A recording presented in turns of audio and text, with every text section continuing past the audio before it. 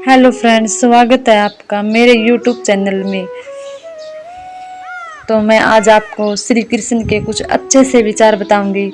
जब कोई अपना ही व्यक्ति हमारे साथ शत्रु जैसा व्यवहार करने लगे, इसके ऊपर।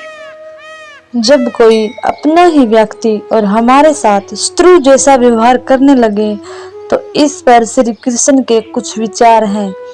जीवन का सबसे बड़ा दुख तब नहीं होता जब कोई अजनबी हमारा विरोध करे, बल्कि तब होता है जब अपना ही कोई जिस पर हमने विश्वास किया हो वही हमारे साथ शत्रु जैसा व्यवहार करने लगे। जिस व्यक्ति के लिए हमने समय दिया, सम्मान दिया, प्रेम दिया, यदि वही अपमान करने लगे, हमारी भावनाओं को ठेस पहुंचाने लगे, हमारी अच्छाओं को भूल जाएं और हमें कष्ट देने लगे, तो मन अंदर से बहुत टूट जाता है। ऐसे समय में हमारे मन में बहुत सारे प्रश्न उठते हैं। क्या मैंने गलत व्यक्ति पर विश्वास किया? क्या प्रेम और विश्वास का कोई मूल्य नहीं है? क्या मुझे भी वैसा ही करना चाहिए जो हमारे साथ हो रहा है? ऐसी परिस्थितियों में श्री कृष्ण की शिक्षाएं जीवन को मार्गदर्शन करती हैं। वे हमें प्रतिशोध नहीं बल्कि विवेक, धैर्य और धर्म का मार्ग अपनाने की प्रेरणा देते हैं। नंबर 1, हर व्यक्ति का स्वभाव उसके कर्मों से बनता है। श्री कृष्ण गीता में बताते हैं कि मनुष्य अपने स्वभाव और गुणों के अनुसार आचरण करता है। यदि कोई अपना होकर भी कटु व्यवहार करता है तो सबसे पहले यह समझना चाहिए कि उसका व्यवहार उसके अपने संस्कारों, इच्छाओं, क्रोध, ईर्ष्या या मोह का परिणाम हो सकता है। इसका कारण यह नहीं कि तुम स्वयं को दोषी मान ले। हर चोट का उत्तर चोट नहीं होता। महाभारत में श्री कृष्ण ने कभी भी पांडवों को बिना कारण द्वेष रखने की शिक्षा नहीं दी। उन्होंने शांति के लिए अनेक प्रयास किए।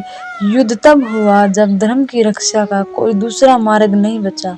इससे शिक्षा मिलती है कि यदि अपना व्यक्ति शत्रु जैसा व्यवहार करे तो तुरंत बदला लेने या वैसा ही व्यवहार करने की आवश्यकता नहीं है। पहले संवाद, धैर्य और समझ का मार्ग अपनाएं। नंबर 3, अक्षमा और कमजोरी अलग अलग बातें हैं। श्री कृष्ण अक्षमा का महत्व बताते हैं, लेकिन अन्याय सहते रहने का धर्म नहीं कहते। यदि कोई बार बार आपका अपमान करे, आपका आत्मसम्मान तोड़े या आपको मानसिक कष्ट पहुंचाए तो तुरंत उससे दूरी बनाना ही उचित है। अक्षमा का अर्थ यह नहीं कि आप हर बार स्वयं को चोट पहुंचाने दें। अक्षमा का अर्थ है मन में घृणा न पालना, लेकिन विवेक बनाए रखना। अपने कर्म पर ध्यान दीजिए। ये नंबर 4, आपका अधिकार केवल अपने कर्म पर है, दूसरों के व्यवहार पर नहीं। यदि आपने संबंध पूरी ईमानदारी से निभाया है, सम्मान दिया है और अपना कर्तव्य निभाया है, तो सामने वाले के व्यवहार का बोझ अपने मन पर मत रखिए। नंबर 5, आत्मसम्मान कभी मत खोइए। श्री कृष्ण ने अर्जुन को कभी यह नहीं कहा कि अन्याय के सामने सिर झुका दो।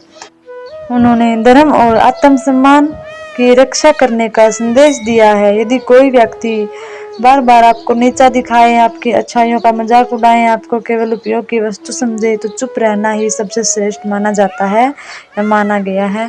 शांत लेकिन स्पष्ट शब्दों में अपनी बात कहना भी धर्म है।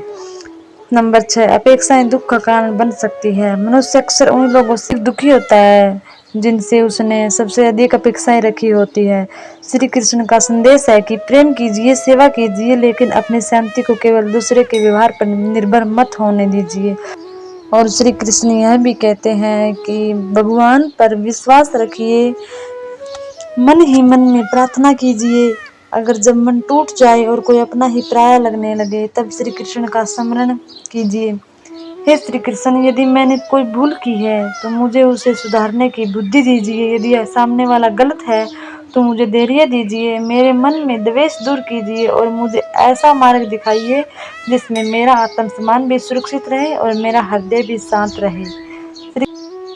दूसरों का व्यवहार उनके चरित्र का परिचय देता है, लेकिन आपका उत्तर उसके चरित्र का। यदि आप सत्य, करुणा, आत्मसम्मान और विवेक बनाए रखते हैं तो चाहे परिस्थितियां कितनी भी कठिन क्यों ना हो, अंत मन की शांति आपके पास ही रहेगी। यही श्री कृष्ण की शिक्षाओं का सार है। अगर आपको मेरी ये वीडियो अच्छे लगे तो लाइक, कमेंट, सब्सक्राइब जरूर कीजिए। मैं पूरी कोशिश करूंगी आप तक अच्छे विचार पहुंचाने की। अगर मुझे बोलने में कोई भी थोड़ी मोटी दिक्कत हुई हो तो मुझे माफ़ कीजिए।